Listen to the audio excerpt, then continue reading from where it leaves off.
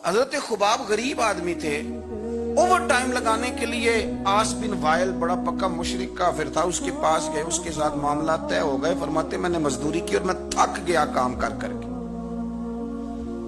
और जब मजदूरी मिलने का वक्त होता है तो मजदूर ने बड़ी बड़ी मनसूबाबंदी की हुई होती है कि बच्चे को कपड़े लेके देने हैं, छोटी बेटी को बैग लेके देना है, और जो बेटी ब्याह दी है उसको तोहफा भेजना है। बड़ी उसकी मनसूबाबंदी होती है।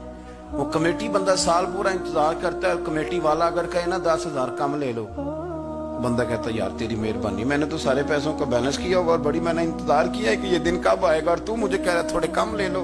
और बड़ा बंदे की शिद्दत भरा इंतजार होता है। आते हैं तो चाहे वो 1 घंटा ही खुशी रहे, लेकिन वो रहती।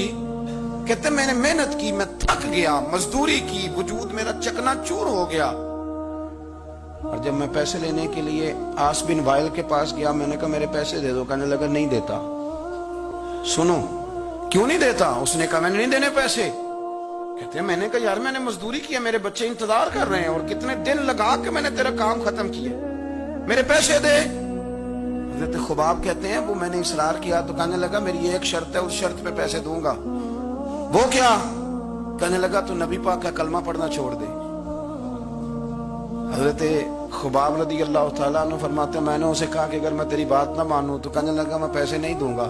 हजरत खुबाब फरमाते मुझे अल्लाह की इज्जत की कसम, मुझे उसकी बात का दुख भी कोई नहीं हुआ।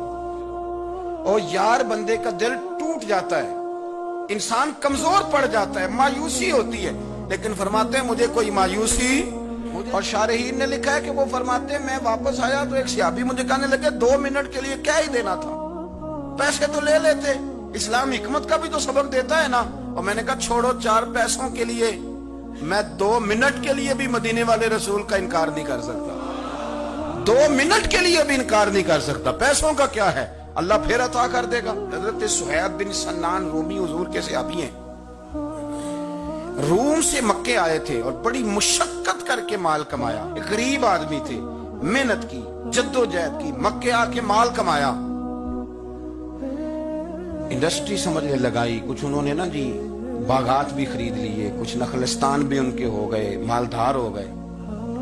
उधर से ना नबी पाक अलैहिस्सलाम ने हिजरत का इशारा दे दिया। कुछ सहाबा तो पहले हबशा चले गए थे और बाकियों को लेके सरकार मदीने चले गए। अब मक्का शरीफ में रहना दुरुस्ती ना रहा मुसलमानों के लिए। आप बड़ी तवज्जो से इस बात को समझें कि हजरत सुहैब एक मालदार आदमी, और मालदार बंदे का कारोबार छोड़ के, इंडस्ट्री छोड़ के, इलाका छोड़ के हिजरत करना ये एक बड़ा कठिन मसला है। हजरत सुहैब इब्ने सन्नान रदी अल्लाह तआला उन्होंने चंद दिनों के अंदर अंदर सारा कुछ समेटा।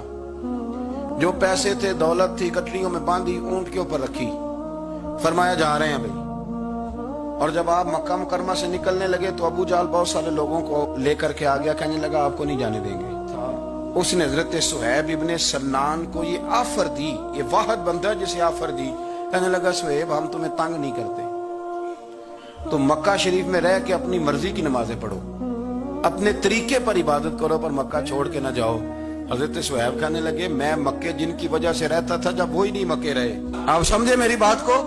उसने कहा आप रहें जैसे दिल करे, मक्के में काबे में इबादत करें। तो हजरत सुहैब फरमाने लगे मेरे नबी पाक गए हैं मक्के से चले, हुजूर पहुंच गए मदीने में, अब तू मुझे काबे की कुंजियां भी दे दे तो फिर भी मक्के में नहीं रहूंगा, मदीने ही जाऊंगा। तो उन्होंने फिर सख्त रवैया अख्तियार किया, सख्त।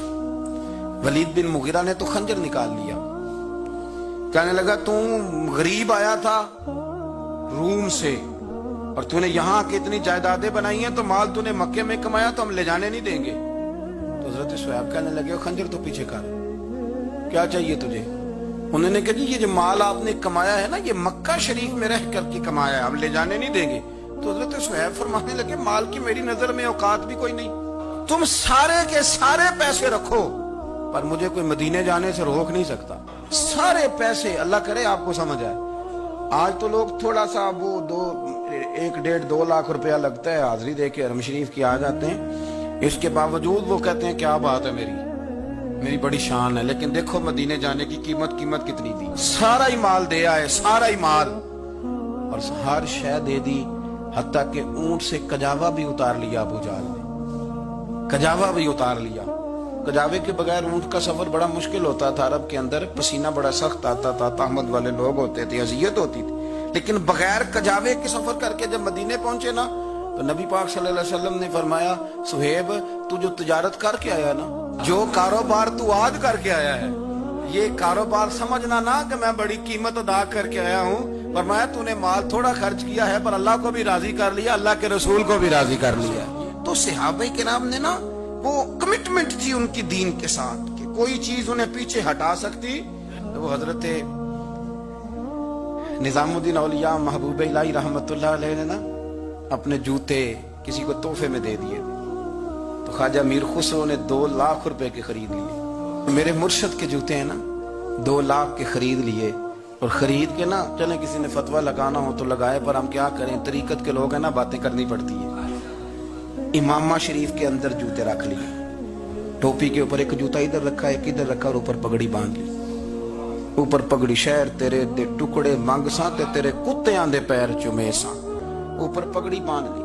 خواجہ نظام صاحب تقریر کر رہے تھے، باز کر رہے تھے، تو حضرت امیر خسرو بھی آ کے بیٹھ گئے تو فرماتے میرے دل میں خیال تھا کہ بڑا خوش نصیب ہوں، 2 لاکھ کے جوتے خریدے ہیں مرشد کے، اور اس زمانے میں 1 روپے کے 4 جوتے آتے تھے، 2 لاکھ کے جوتے خریدے ہیں، بڑا خوش بخت ہوں۔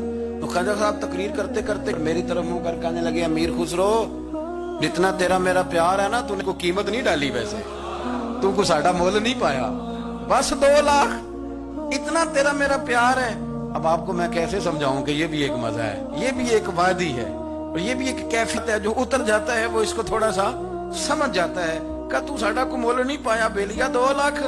تو امیر خسرو رو پڑے، کہنے لگے حضور میں بھکاری سا بندہ ہوں، جیب میں تھے ہی 2 لاکھ، غریب سا آدمی ہوں، تھے ہی 2، سونے زیادہ ہوتے تو میں زیادہ پیش کرتا، تھے ہی اتنے جتنے تھے، میں نے نظر